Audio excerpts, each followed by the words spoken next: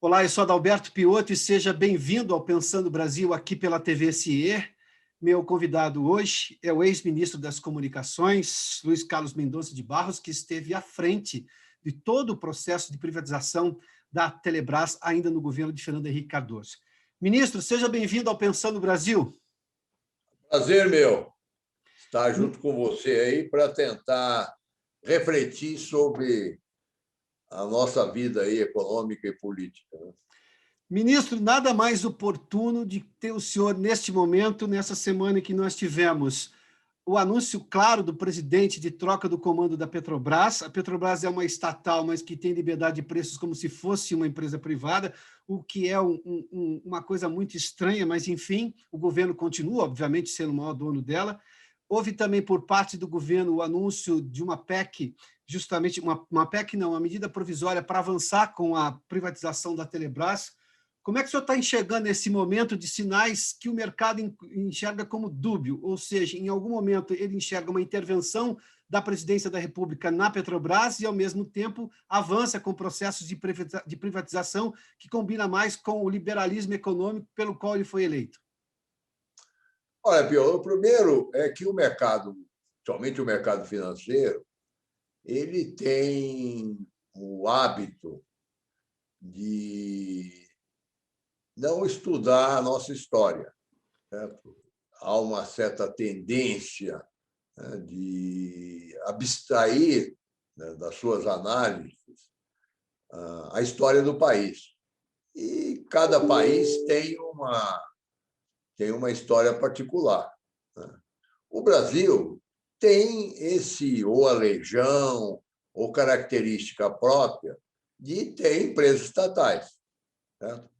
Foi uma longa marcha até hoje, desde a época do Getúlio Vargas, né, que foi quando essas estatais foram criadas, que precisa ser entendido, né?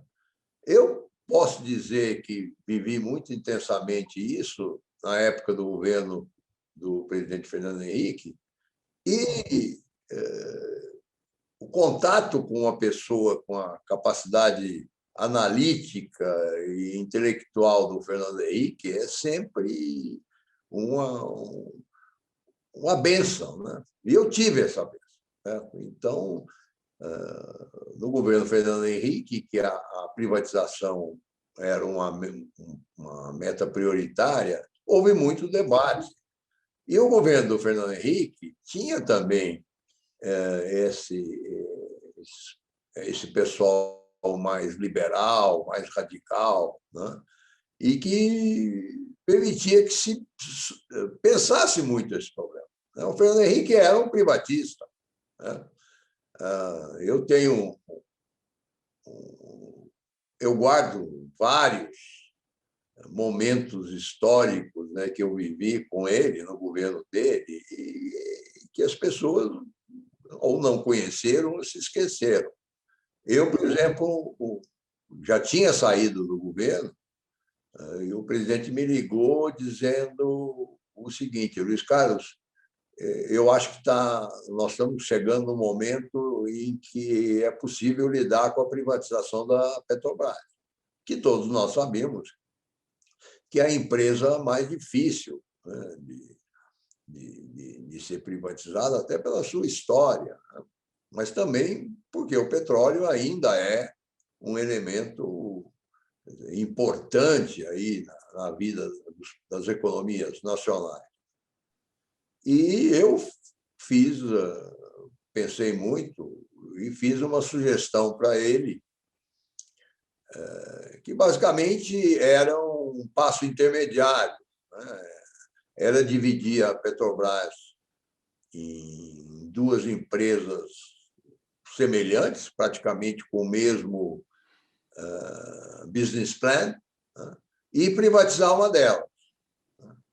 Por quê? Porque, ao fazer isso, nós íamos ter um parâmetro de comparação entre uma Petrobras privada e uma Petrobras ainda sob o domínio do governo, sob o controle do governo. Isso. Ministro, porque nós temos um caso da Petrobras que chama atenção, porque, ao mesmo tempo, dentro da nova lei das estatais, dentro de toda a lógica que, para salvar a Petrobras, depois de todo o mar de corrupção em que a empresa se viu envolvida no governo, nos governos petistas, sobretudo no governo de Dilma, a empresa ganhou liberdade de preços para evitar intervencionismo, usar a Petrobras para controlar a inflação, que é uma coisa que os governos faziam com frequência, mas é uma empresa estatal que tem liberdades de empresa privada e, ao mesmo tempo, ela é fiscalizada pelo TCU, sendo que o governo ainda é o seu maior controlador, tem mais de 50% das ações.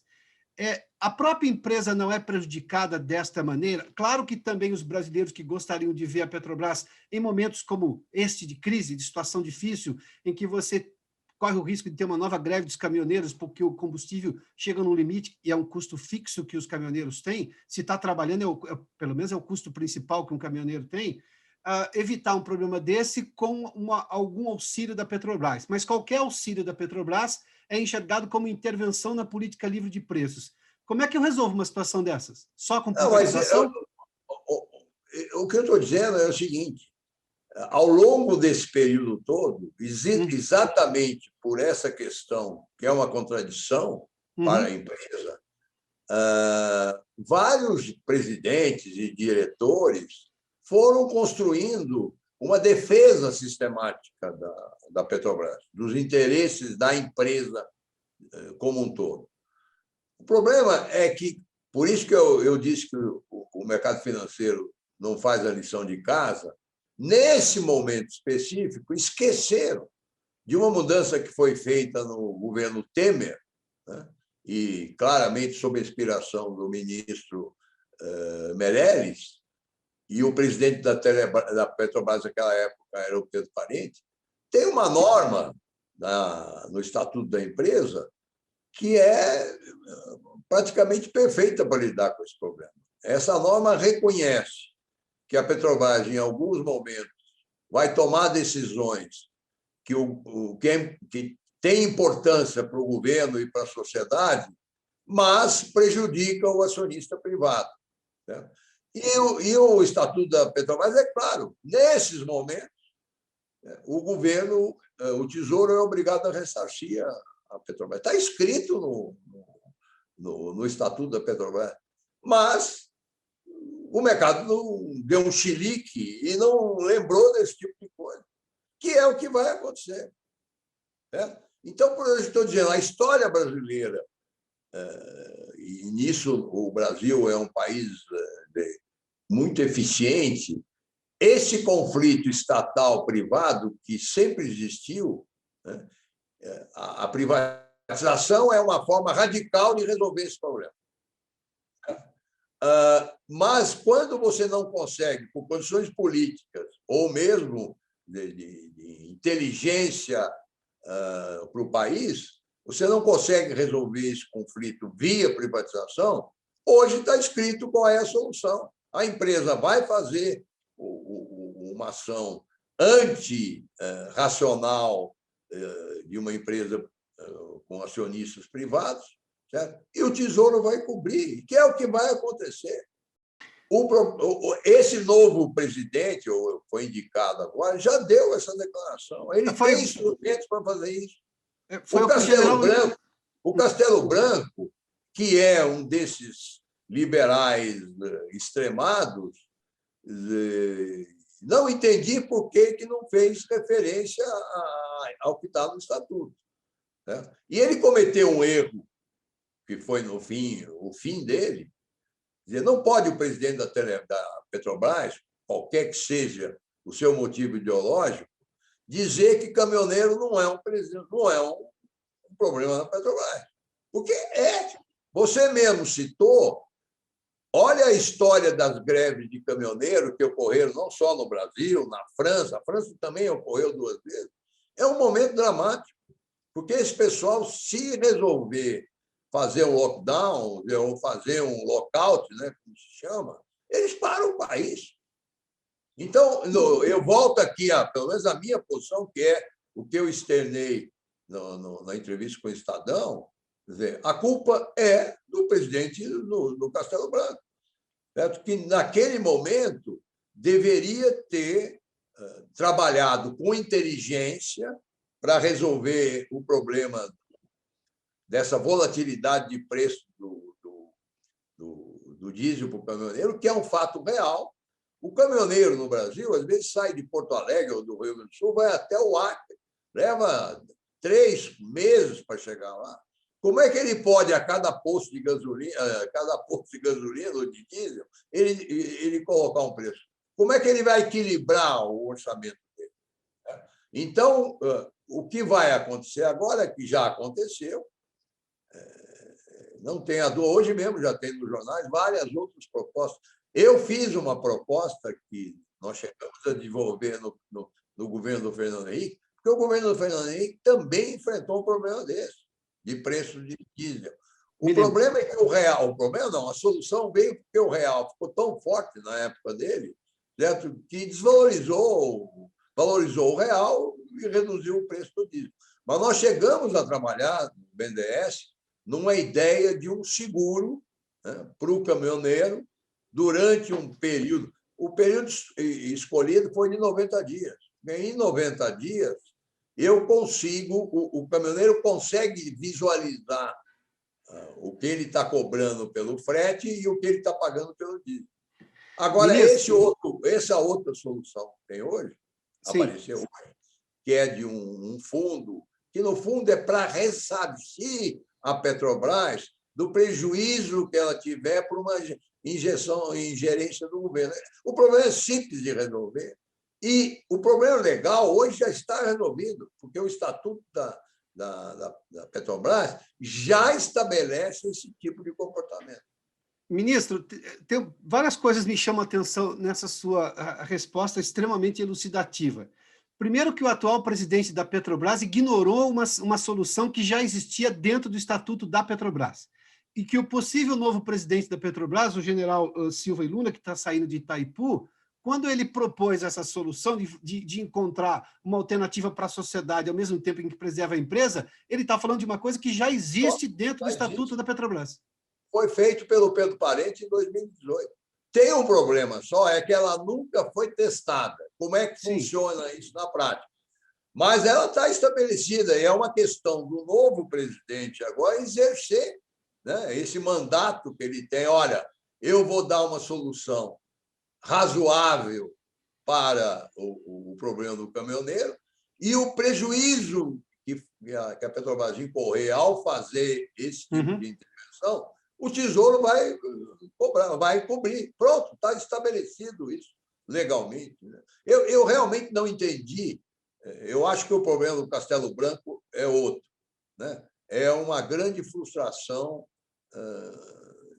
do pessoal mais liberal, extremado, com o comportamento do governo Bolsonaro, né? Aquele mandato que o Paulo Guedes tinha para uma grande revolução liberal não existe mais, né? Mas você veja, de um lado, esse problema com a Petrobras, e você mesmo citou isso, criou uma vantagem que destravou a Eletrobras. Quer dizer, por que vem essa medida provisória, esse negócio todo? Porque o próprio Congresso percebeu que essa crise não pode ser maior do que a crise mesmo de gestão por não ter usado esse instrumento, né?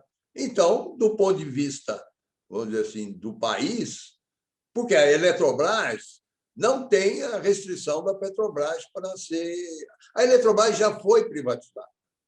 Você vê, eu estava vendo hoje uma coisa interessante, tem a Exame fez uma análise sobre as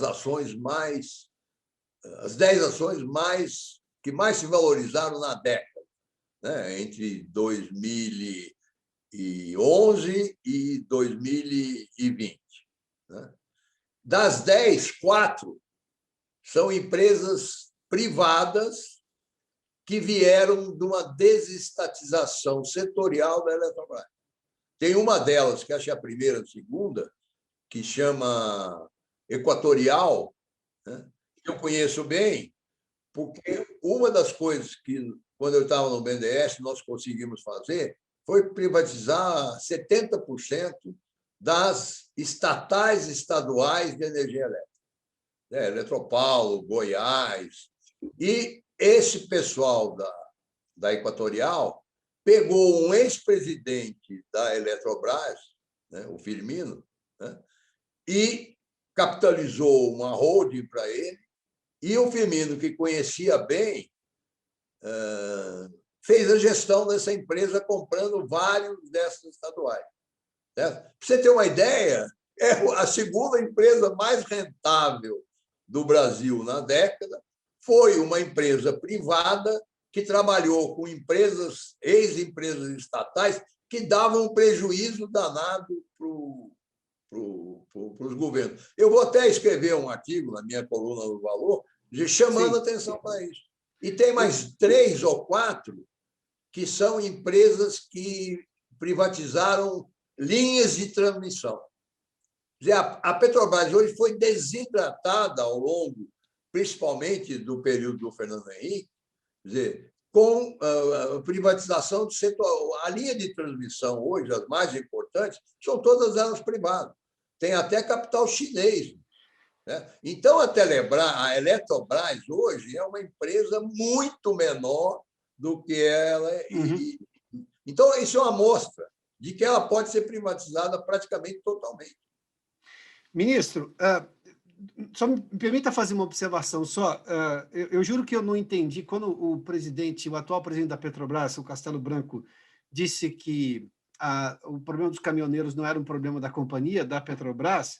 Num país que se move por rodas e é movido a diesel, isso não é um problema da Petrobras, é um problema do Brasil inteiro, obviamente também da Petrobras. Essa insensibilidade do liberalismo extremado. Esses dias eu escrevi um artigo, quais são os limites do liberalismo, levando-se em conta a realidade. Porque a realidade brasileira, se eu levar, por exemplo, vamos voltar para os Estados Unidos. Na crise de 2008, 2009, as montadoras foram todas bater a porta lá da Casa Branca. E o governo virou sócio delas, inclusive, porque senão o setor arrebentaria. Parece que liberalismo extremado só vale quando ganha, mas quando perde, aí cadê o BNDES, cadê o governo para me ajudar? Quais são os limites do liberalismo dentro de uma lógica de sensatez que não se esqueça da sociedade também, sobretudo no período de transição? Exatamente, porque cada sociedade tem uma capacidade de absorver o liberalismo. Certo? E isso é uma coisa interessante. E eu tenho uma experiência pessoal muito rica em relação a isso. Eu, quando saí da Politécnica, o meu primeiro chefe e patrão foi o Dr. Roberto Campos. O Dr. Roberto Campos, que tinha sido ministro do Planejamento Econômico do primeiro governo militar. O primeiro governo militar do Castelo Branco foi de 2 anos, então ele saiu do governo, fez toda uma reforma liberal, certo? E saiu do governo, montou um banco junto com outros sócios, e eu fui trabalhar no banco. Então, eu tive a chance extraordinária de trabalhar pessoalmente com ele por 3 anos, nos anos que se seguiram ao seu mandato. Então, isso me deu a liberdade de perguntar. Ele me tratava como se fosse um jovem. E eu me lembro que eu conversei muito sobre isso. Então, por exemplo, o Roberto Campos criou o Banco Central do Brasil. O Brasil não tinha Banco Central. Tinha um treco chamado SUMOC, que era um órgão muito pequeno para ser a autoridade monetária do país. Então, ele criou. Só que, como não tinha o Banco Central, a autoridade monetária era o Banco do Brasil. E o Banco do Brasil tinha a liberdade, ele emitia moeda, via os empréstimos dele. Pois o doutor Roberto Campos não terminou com essa conta-movimento do Banco do Brasil. E ele me falou muito claro, isso é uma coisa para fazer um pouco mais à frente. Porque o Banco Central, como não existe, não tem burocracia, não tem experiência. Então, você vê um liberal como ele tinha, aliás, é um dos economistas com maior visão da evolução econômica do Brasil, e um liberal, era contra o Getúlio, contra as estatais. Mas você percebe que o sujeito que, no governo, com a responsabilidade que ele tinha, ele não atropelou as coisas. Isso acabou criando problema para ele, porque depois os outros generais que presidiram o Brasil não tiveram coragem de mexer no Banco do Brasil. Quem foi acabar com a conta movimento, e aí eu tenho de novo a felicidade de ter sido protagonista, foi o presidente Jassanei. Na época, eu era diretor do Banco Central. O presidente do Banco Central era como é que ele chama? O Fernão Baracher, né? O André Lara era diretor e o Persari. Então, tinham 4 ali que eram extremamente críticos dessa legião que a gente tinha. Aí sim, já ter um Banco Central instalado, com burocracia, com tudo, e um órgão como o Banco do Brasil emitindo moedas sem controle. Certo? Então, foi nesse momento. E olha, isso é 1986. A reforma do Roberto Campos foi em 1965, 66. Certo? Agora, eu trabalhei com um liberal que não era extremado, ele respeitava a história do Brasil e respeitava, principalmente, que as transformações têm que ser feitas, cada uma na sua hora. O Castelo Branco, o próprio ministro Paulo Guedes, tem um grupo, e todo esse grupo veio da FGV do Rio de Janeiro, que era o centro desse pensamento mais liberal. E esse pessoal perde a paciência, porque você ser liberal e adaptar o que você acha que é o correto ao longo do tempo exige paciência. Você precisa ter muito, né? E ele perdeu a paciência. Certo? Só que, ao perder a paciência, eu acho que fez um bem para o governo e para a sociedade, certo? Porque escancarou esse problema e as pessoas agora sabem que ele tinha à mão dele a solução do problema. Então, se ele fez esse escândalo todo, é porque realmente perdeu a paciência, vamos dizer assim. Então, o que tem? Esse general, com esta avaliação que se tem dele, do Temer, certamente ele vai chegar lá e vai colocar essa bola no chão, arredondada. Né? O senhor só defendeu... E nós vamos ganhar, adicionalmente, a privatização do resto da Eletrobras andou mais rápido do que estava andando.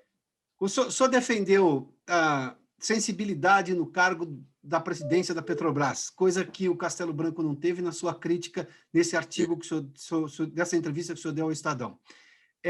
O general Nunes Silva já percebeu exatamente qual é o caminho para resolver este imbróglio. O senhor acha que ele tem essa sensibilidade? Porque parece que este cargo vai ficar, digamos, no foco por muito mais tempo agora, né? Tanto no foco do mercado, no foco do Congresso, no foco da vida política e econômica do país. Ele recebeu um elogio do ex-presidente Temer, inclusive, publicamente, diga-se de passagem, publicamente. Né? O general Nunes Silva. E ele já deu uma entrevista que claramente é esse o caminho. E aí, sabe o que vai acontecer? As ações da Petrobras no mercado financeiro vão sair fortalecidas, porque ninguém lembrava dessa... Sim, claro. E se esse general, eu acho que ele vai conseguir ter uma solução razoável para a questão do diesel e dos caminhoneiros, com um prejuízo restrito, pequeno na Petrobras, mas sendo ressarcido pelo Tesouro, fortalece a empresa, porque aí o sujeito que hoje ainda tem essa estatal, não sei o que lá, ele vai perceber que o Brasil, os gestores, né, públicos dos últimos 15 anos, 20 anos no Brasil, tem essa capacidade de blindar, no máximo que se pode, essa tem interferência estatal. Não sei se você entende o meu raciocínio. Sim, claro, perfeitamente. Tanto que a Petrobras já voltou, já subiu 12%, 13%, e certamente, se esse general tiver essa capacidade de arredondar a bola, o problema, certo? Usando o Tesouro para ressarcir a eventual perda, que não é prejuízo, é perda no resultado operacional, certo? Você vai ver que a Petrobras vai sair mais forte, certo? Dentro do analista privado.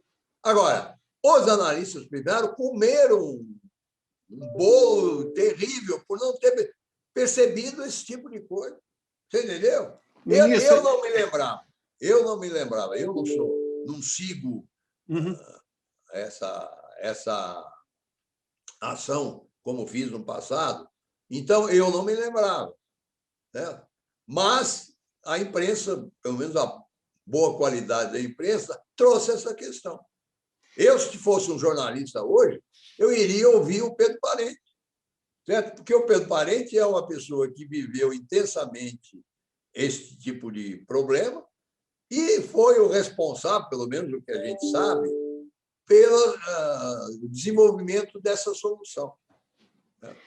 Ministro, eu tenho mais 5 minutos de entrevista, eu queria ouvir o senhor sobre o endividamento brasileiro, que, obviamente, no ano passado, por ter sido um ano completamente atípico, ele já seria deficitário, ele se tornou mais deficitário, mas as razões são conhecidas, não porque o governo tem um descontrole nas contas, mas porque tinha uma conta da pandemia. Só para pegar um número rápido aqui, nós tivemos aqui, pela divulgação do Banco Central, um déficit primário no ano passado de 702 bilhões, quase 703 bilhões de reais.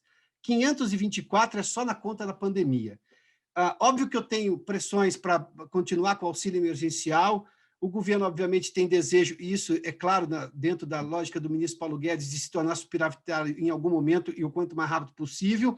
Eu tenho que passar as reformas para tudo andar mais rapidamente e criar condições do Brasil receber mais investimentos e dar reforço na retomada econômica. Como é que o senhor vê essa questão fiscal brasileira hoje, que pressiona o dólar e boa parte dos problemas econômicos vem justamente disso?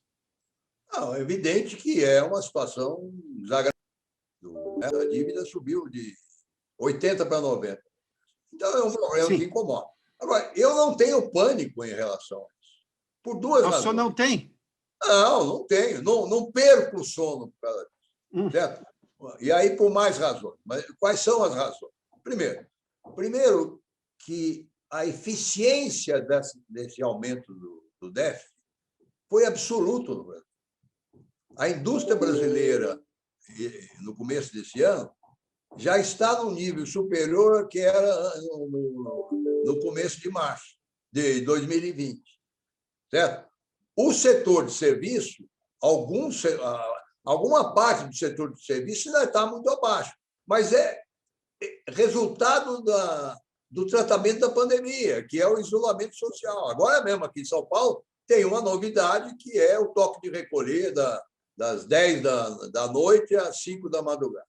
Então, agora, quando você olha a economia como um todo, o setor agrícola, o setor industrial, a parte de exportação, nós saímos do buraco e voltamos para um nível bastante razoável.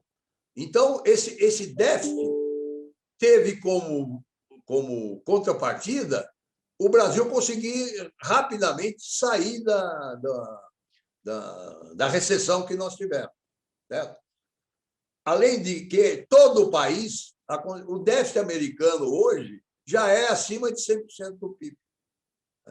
Outra coisa, se há um país emergente que tem uma estrutura de mercado de dívida pública absolutamente eficiente, é o nosso. Quer dizer, a gestão da dívida pública no Brasil é das mais eficientes do mundo, pelo tipo de título que existe, pelo tipo de diversidade de taxas de juros. Né? E existe um compromisso do Tesouro. O Tesouro brasileiro hoje é um tesouro responsável. Então, quer dizer o seguinte, nós vamos precisar de tempo, talvez 3 anos, 4 anos, para voltar para que sempre foi o padrão brasileiro, que é um superávit primário que pague os juros da dívida. E a dívida mobiliária, hoje, é um ativo, é o maior ativo no mundo todo. Os governos usam isso com muita eficiência. E o brasileiro também. Né? Então, aqui, de novo, eu não comungo com a histeria coletiva que você tem no mercado financeiro. Eu hoje mesmo vi, eu fui o CEO da Link, da Quest, que é uma empresa de gestão de recursos. Eu fui lá por 10 anos e eu treinei um economista jovem para ser o economista da empresa. Sim. E eu li hoje um comentário do André, me deu vontade de chorar, porque tudo aquilo que eu ensinei para ele foi esquecido e ele colocou no lugar o padrão, que é o padrão de todo jovem economista no Brasil. A parte fiscal, a parte fiscal. Calma, calma. Isso aí é uma situação evidente que no governo da Dilma, no segundo mandato da Dilma, a questão fiscal piorou por irresponsabilidade da presidência dela. Mas ela foi eleita e tinha lá o mandato. O período do Meirelles no governo Temer já deu uma recuperação extraordinária. Só que o governo Temer foi abatido por uma denúncia fajuta da Globo em relação a... E aquilo também diminuiu. Agora... Da JBS, o senhor está fazendo menção, né? Isso. O Joesley Day lá. Tá. É uma pena, o Brasil estava voltando a crescer 3,5% ao ano. Agora, nós vamos ter que recomeçar, mas sem pânico, com preocupação, com responsabilidade, mas também sem histeria, que é o que a gente tem hoje. Ministro, rapidamente uma última pergunta, porque a sua entrevista enseja essa minha última pergunta, eu não posso evitar. O senhor falou sobre histeria. Por que o senhor acha que não só boa parte dos economistas muito ligados ao setor financeiro e também parte da imprensa que cobre economia é tão histérica assim em relação à questão fiscal, não no sentido de dar valor exacerbado à questão fiscal, que obviamente é um problema, mas de não levar em conta todos os outros fatores da economia brasileira? Por que o senhor acha que tem esse descompasso ou esses pesos muito diferentes entre uma coisa e outra? É má formação? É indução por um caminho? Qual é a razão disso? Não, na minha avaliação, esse problema tem duas origens.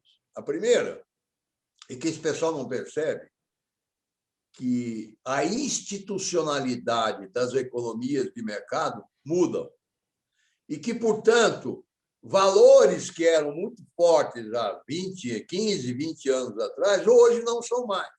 O exemplo mais típico disso é o chamado monetarismo da Escola de Chicago, né? Que durante muitos anos construíram um arcabouço teórico que funcionava, só que não perceberam que o conceito de moeda que fazia parte do arcabouço deles mudou. Certo? O M1, que era a base do raciocínio dele, virou M2, M3, M4, e isso jogou. Tanto que ninguém mais fala na teoria monetarista do Milton Friedman. Certo? A mesma coisa está acontecendo com a questão da dívida pública nas economias mais modernas, por uma razão muito simples. Os juros internacionais hoje são muito mais baixos do que eram há 15 anos atrás. E o problema que tem uma dívida, e o Brasil tinha isso, é que a taxa de juros real da dívida pública seja muito maior do que a taxa de crescimento do PIB. Porque aí você vai cavando um buraco sem fundo. Se eu pago 7% ao ano de juros e o PIB, né, que é onde é a base da arrecadação de impostos, cresce 3%, é evidente que eu vou só aumentar o buraco. No caso do Brasil, hoje, não é mais isso. Certo? Os juros nossos caíram para um nível mais adequado. Então, a minha leitura e aí tem uma leitura psicológica, também é minha. não é minha, mas eu já li isso em outras pessoas, que é o seguinte: quando a base teórica que te dava segurança nas suas análises se mostra assim deficiente, que não existe mais, você entra em pânico. Vou dar um exemplo. Esse pessoal tinha um parâmetro fundamental que chamava curva de Phillips, certo? E a curva de Phillips, durante muitos anos, funcionou da seguinte forma: toda vez que a taxa de desemprego fica menor do que um nível hipoteticamente de equilíbrio, a inflação aparece. Todo mundo trabalhava com curva de Phillips. O que chegou agora no governo do Trump? O desemprego americano chegou num nível muito abaixo do que deveria detonar a inflação, e não tinha inflação. Sim. Em relação à dívida pública e ao déficit primário, nós estamos numa situação muito parecida. Eu não tenho a coragem intelectual que tem o André Lara Rezende de ter mudado o parâmetro totalmente. O André, você deve acompanhar, ele tem que a dívida não interessa, que não tem problema. Eu não tenho a capacidade intelectual dele de caminhar tão radicalmente nessa situação. Mas eu a tenho para dizer que nós vivemos hoje, na maioria dos economistas brasileiros, uma histeria coletiva em relação à dívida pública. Ministro, muitíssimo obrigado pela gentileza da sua entrevista aqui ao Pensando Brasil. Nos ajudou a pensar o Brasil de uma maneira muito mais ampla. Obrigado mais uma vez pela gentileza de atender meu convite, viu? Foi um prazer. E sempre estou à sua disposição. Muito obrigado, ministro. Até mais. Tchau, tchau.